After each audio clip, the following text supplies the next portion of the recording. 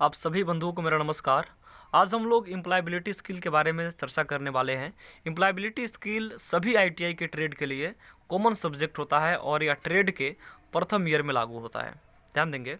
और इसमें हम लोगों को पढ़ना क्या है, तो पढ़ना है कंप्यूटर की बेसिक ज्ञान लगभग डीसीए लेवल की। उसके बाद हमें इंटरमीडिएट लेवल की अंग्रेजी की ज्ञान प्राप्त करनी है। फिर हम लोगों को अपनी इसी तरह इसमें 8 यूनिट है, जिसमें यूनिट 3 है कम्युनिकेशन स्किल यानी कि संचार कौशल।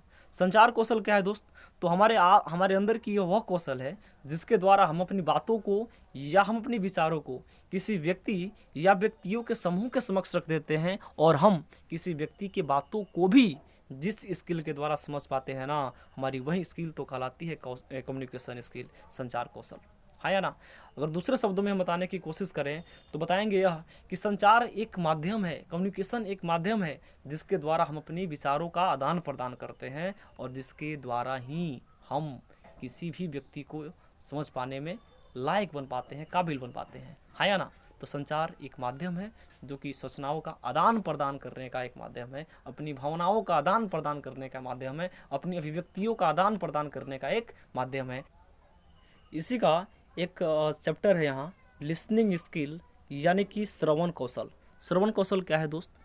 तो हमारे आसपास में जो भी कुछ साउंड्स जनरेट होंगी, अगर हमारे कान तक पहुँच जाएंगी तो हमारा काम एक कार्य ज़रूर करेगा, और वो कार्य होगा सुनने की कार्य, है ना। हमारे आसपास में जो भी साउंड्स जनरेट होंगी हमारे कान तक पहुंच जाएंगी तो हम उसे ज़रूर सुन लेंगे। या हमारे आसपास ही नहीं बल्कि 10 मील दूर ही कुछ साउंड जनरेट हो, अगर हमारे कान तक पहुंच जाएगा, कान तक पहुंचना चाहिए साउंड्स को, ध्वनि को, तो हमारा कान सुनने का काम ज़रूर कर लेगा। अगर हम यही बताएं लिसनिंग का अर्थ कि हमारे आसपास में जो भी कुछ साउंड्स जनरेट होंगी हमारे कान तक पहुँच जाएंगी, कान एक कार्य ज़रूर करेगा, कान सुनने का काम करेगा। अब जो है ये लिसनिंग है, ये 4 प्रकार के होते हैं। एक बार प्रश्न पूछा गया था, देखिए उस प्रश्न को, श्रवण कितने प्रकार के होते हैं। तो इसमें पहला ऑप्शन आपके समक्ष होगा कि ए 1 प्रकार के, बी जो है वो 2 प्रकार के, सी 3 और डी इसमें का 4। सही जवाब हो जाएगा श्रवण 4 प्रकार के होते हैं। और इसमें पहला प्रकार है इनेक्टिव लिसनिंग। इनेक्टिव लिसनिंग ठीक वैसे ही है जैसे किसी सेतु के नीचे से नदियाँ गुजर जाती है और उस पुल या सेतु के ऊपर कोई प्रभाव नहीं पड़ता है, ठीक वैसे ही वक्ता चाहे कितना भी अच्छा ज्ञान क्यों न दे, इस लिसनिंग के द्वारा श्रोता उस पर ध्यान ही नहीं देता है। कहने का अर्थ यह है कि वक्ता की बातों पर श्रोता साफ तौर से जिस लिसनिंग में ध्यान ना देना, हमारी वही लिसनिंग, ध्यान देंगे भाई, इनेक्टिव लिसनिंग यानी कि निष्क्रिय श्रवण के नाम से जानी जाती है, हाँ या ना। इसमें श्रोता वक्ता के बातों पर ध्यान ही नहीं देगा। दूसरा इसमें भाग है, और ये भाग है सेलेक्टिव लिसनिंग यानी कि चयनात्मक श्रवण। इस श्रवण में श्रोता अनुमान लगा लेता है कि वक्ता क्या बोलने वाला है, जिसके कारण अपने माइंड को उनके बातों से हटाकर किसी दूसरे कार्य में लगा देता है। जैसे कि उसे कुछ नया बात लगती है, उसे तुरंत सुन लेता है। यानी कि इस लिसनिंग में श्रोता वक्ता के कुछ बातों पर ध्यान देता है जो उसे नया लगता है। ठीक है। तीसरा और चौथा यानी कि एक्टिव और इफेक्टिव लिसनिंग को हम एक साथ पढ़ेंगे। पहले तो इन दोनों में कॉमन है एक चीज़, और एक कॉमन यह है कि इस लिसनिंग में, इसमें तो श्रोता वक्ता की बात पर ध्यान नहीं दिया, सेलेक्टिव में कुछ बातों पर ध्यान दिया, और एक्टिव और इफेक्टिव में श्रोता वक्ता के सारे बातों पर ध्यान देगा और एक्टिव में ठीक वही रह जाएगा।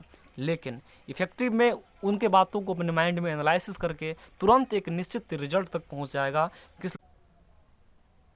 हम लोग मेनली यहाँ डिस्कस करने वाले हैं इफेक्टिव लिसनिंग के बारे में ही, ध्यान देंगे। इफेक्टिव लिसनिंग बहुत ज़रूरी है किसी भी कार्य के लिए, हमारे सामान्य जीवन में भी इफेक्टिव लिसनिंग बहुत ज़रूरी है, क्योंकि हम बिना इफेक्टिव लिसनिंग के बहुत सारे लोग अपने से दूर चले जाते हैं, क्योंकि सामने वाले बोलता कुछ और है, सुन लेते हैं सुनने वाले कुछ और, जिसके कारण दोनों को लगता है कि हम अपनी जगह पर ठीक है। इस प्रकार से दूरियाँ बढ़ती जाती है। तो हम यहाँ ध्यान देंगे, थोड़ी सी इफेक्टिव लिसनिंग को समझ पाने की कोशिश करेंगे। आइए शुरू करते हैं। पहला तो हम पढ़ेंगे कि बैरियर्स टू इफेक्टिव लिसनिंग, यानी कि वो कौन कौन से कारक है जो हमारे इफेक्टिव लिसनिंग को, प्रभावित श्रवण को प्रभावित करते हैं। पहला तो है lack of interest in subject, विषय में अरुचि, सब्जेक्ट छूट गया है। तो मान लीजिए किसी विषय में या किसी टॉपिक में हमको रुचि नहीं है, अगर उस पर वक्ता कितना भी अच्छा ज्ञान क्यों ना देगा, उसको हम सुनने की कोशिश नहीं करेंगे, तुरंत वहाँ से ध्यान मेरा भागेगा। यानी कि लैक ऑफ इंटरेस्ट या lack of interest in subject हमें प्रभावित करती है, विषय में रुचि प्रभावित करती है किसको? तो इफेक्टिव लिसनिंग को। हम पढ़ रहे हैं कि इफेक्टिव लिसनिंग को प्रभावित करने वाले कारक। इसमें है डिफरेंस इन पोस्ट, पदों का अंतर। उच्च अधिकारी निम्न अधिकारी की बातों को सुनने की कम कोशिश करता है, लेकिन कुछ लोग अपवाद सब चीज़ में होते हैं। तीसरा इसमें है टू मेक प्री डिसीजन, यानी कि पूर्वानुमान लगा लेना। कभी कभी क्या होता है कि श्रोता वक्ता के बातों का पूर्वानुमान लगा लेता है कि अच्छा ये बात ये बोलने वाले हैं, अनुमान लगा लेगा। जैसे अनुमान लगा लेगा उसका दिमाग वहाँ से हटकर किसी दूसरे कार्य में लग जाएगा, जिसके कारण हम इस इफेक्टिव लिसनिंग को बढ़ावा नहीं दे सकते हैं। ये सब कारक हैं इफेक्टिव लिसनिंग को प्रभावित करने वाले। अगला है कि फॉल्ट इन कम्युनिकेशन मीडियम, संचार माध्यमों में दोष। कभी कभी क्या होता है कि संचार माध्यम यानी कि साउंड्स, लाउड स्पीकर इत्यादि, इन सब से कुछ अलग ही साउंड्स निकलने लगता है, जिसके कारण तुरंत श्रोता अपना कान बंद करना चाहेगा, और मजबूरी भी होती है, उसको बंद करना लाजमी भी है, क्योंकि अलग ही साउंड्स होने लगते हैं। तो कम्युनिकेशन स्किल में, कम्युनिकेशन मीडियम में दोस्त भी प्रभावित करती है किसको, तो इफेक्टिव लिसनिंग। अगला है वातावरण का अशांत होना, यानी कि एब्सेंस ऑफ पीसफुल एटमॉस्फेयर। वातावरण अगर शांत नहीं है, वातावरण में कालोहल है, तो हम नहीं सुन पाएंगे ठीक से वक्ता की बातों पर। अगला है कि वक्ता को नापसंद करना, यानी कि डिसलाइकिंग द स्पीकर। वक्ता को अगर हम पसंद नहीं करेंगे तो उसकी बातों पर ध्यान नहीं देंगे। अब हम ये काम करते हैं, जो हम किए हैं उस पर कुछ प्रश्न कर लेते हैं। प्रश्न देखिए, पहला है कि प्रभावित श्रवण में बाधाएं उत्पन्न करने से संबंधित है। आपके स्क्रीन पर प्रश्न होंगे और इसमें है पदों का अंतर। ऑप्शन ए, बी है पूर्वानुमान लगाना, और ऑप्शन सी है ए और बी दोनों। बताएं आपको पदों का अंतर यानी कि डिफरेंस इन पोस्ट और पूर्वानुमान लगाना, टू मेक प्री डिसीजन यहाँ है। अब इस प्रश्न का सही जवाब हो जाएगा ऑप्शन सी, ए और बी दोनों, है ना। देखिए फिर आगे अगला प्रश्न आपके समक्ष है कि निम्न में से कौन सा प्रभावी श्रवण में अवरोधक है। समायोजन यानी कि एडजस्टमेंट, बताएंगे आपको थोड़ी देर बाद बता देंगे। फिर कह रहा है एकाग्रता, यानी कि पूरी तरह से कॉन्सेंट्रेशन के साथ सुनना, यानी कि पूरी तरह से ध्यान लगा के, ये जरूरी है। आपके अंदर एनर्जी यानी कि ऊर्जा भी जरूरी है। लेकिन अगर आपका मन विचलन है ना, तो मन विचलन आपका यह अवरोधक है, ऑब्स्ट्रिकल है प्रभावी श्रवण का। अगला प्रश्न आपके समक्ष होगा कि प्रभावी श्रवण हेतु जरूरी है। ऑप्शन ए है कान साफ होना जरूरी है, ना। बी, शारीरिक बल होना जरूरी है, ना। पड़ों लोग बात को सुन लेता है जिनके पास कोई बल नहीं होता है। तीसरा होता है वक्ता एवं श्रोता के बीच दोस्ती होनी जरूरी है। हाँ, दोस्ती होना तो जरूरी है। लेकिन अगला ऑप्शन देखिए, ऑप्शन डी कह रहा है एकाग्रता एवं ऊर्जा जरूरी है। हाँ, एकाग्रता बहुत ज़्यादा जरूरी है, एकाग्रता बहुत ज़रूरी है श्रवण के लिए। ठीक है, तो इस प्रश्न का सही जवाब हो जाएगा एकाग्रता एवं ऊर्जा जरूरी है। और आपको बता दें हम कि श्रवण जो है वह मानसिक और सक्रिय प्रक्रिया है। कैसे? आपको न केवल शारीरिक रूप से उपस्थित होना है कहीं वक्ता के सामने, बल्कि आपको मानसिक रूप से भी उपस्थित होना है। ठीक है, अब हम लोग जानने वाले हैं गाइडलाइंस फॉर इफेक्टिव लिसनिंग, प्रभावी श्रवण के लिए दिशा निर्देश। पहला है कि आप अपना पूरा ध्यान वक्ता के बातों पर लगाएं। इसके लिए आपको वक्ता को प्रत्यक्ष रूप से देखना है और उनके बॉडी लैंग्वेज पर भी ध्यान देना है। दूसरा नंबर कह रहा है कि आप वक्ता को आभास कराएं कि आप उसे सुन रहे हैं। इसके लिए बीच बीच में उनका अपना सर हिलाकर समर्थन प्राप्त। तीसरा नंबर है कि निर्णय या निष्कर्ष देने से बचें। वक्ता कोई बात कर रहा है तो उसे ही निर्णय या निष्कर्ष देने के लिए आप छोड़ दें, अपने बताएगा निर्णय निष्कर्ष। अब हम लोग पढ़ेंगे ट्रिपल ए लिसनिंग, ये 3 ए जो कि हमारे इफेक्टिव लिसनिंग के लिए बहुत ज़्यादा ज़रूरी है। पहला है एटीट्यूड, यानी कि मनोवृत्ति।